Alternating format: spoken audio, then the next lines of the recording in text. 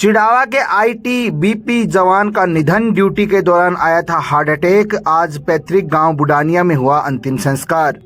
बुडानिया निवासी और भारतीय तिब्बत सीमा पुलिस आईटीबीपी में कार्यरत जवान सज्जन कुमार का गुरुवार रात जोधपुर में ड्यूटी के दौरान दिल का दौरा पड़ने से निधन हो गया। ये घटना रात 8 बजे हुई जब वे अपनी ड्यूटी पर तैनात थे।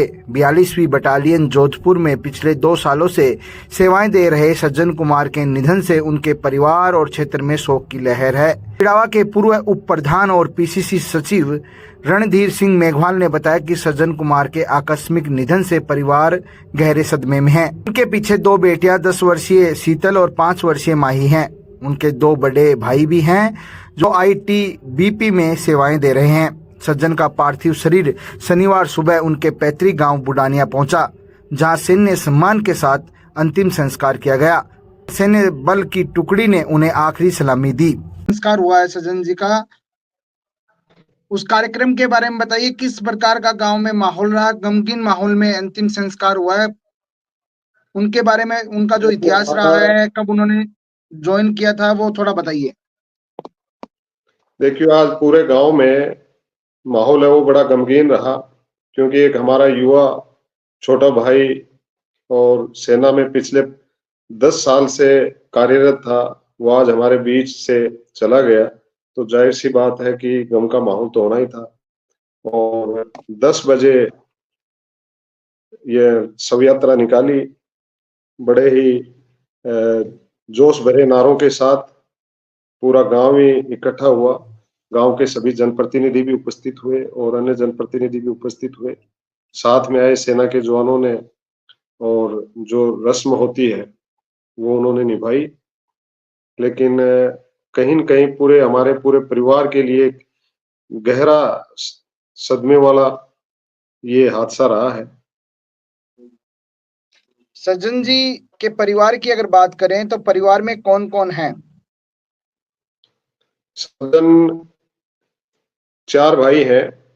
बड़ा भाई आईटीबीपी से रिटायर हो गया है। सज्जन से जो दूसरे नंबर का है, सज्जन तीसरे नंबर का है, वो भी आईटीबीपी में गुवाहाटी पोस्टेड है।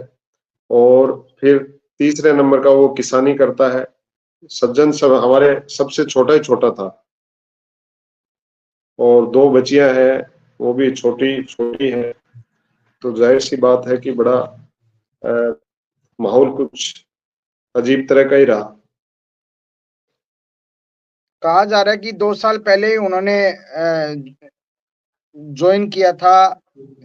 10-15 दिन पहले वो यहाँ गांव में आए भी थे। हाँ, 20 दिन पहले 20 दिन की छुट्टी पे रहे थे गांव में। और गांव में वो एक अपना बड़ा मकान उन्होंने बनवाया है, उसका वो काम भी अधूरा ही पड़ा अभी, क्योंकि उन्होंने कहा कि दीपावली के बाद मैं छुट्टी आऊंगा तब इस पूरे काम को कंप्लीट करूंगा। 20 दिन हमारे बीच में ही रहा। पर परिवार की अब क्या मांग है? परिवार को किस प्रकार सरकार है वो किस प्रकार भरोसा दिलाए, किस प्रकार ये हो कि सरकार उनके साथ है? सेना का जो इंस्पेक्टर लेवल का जो अधिकारी साथ आया था, और भी 15 जवान साथ आए थे।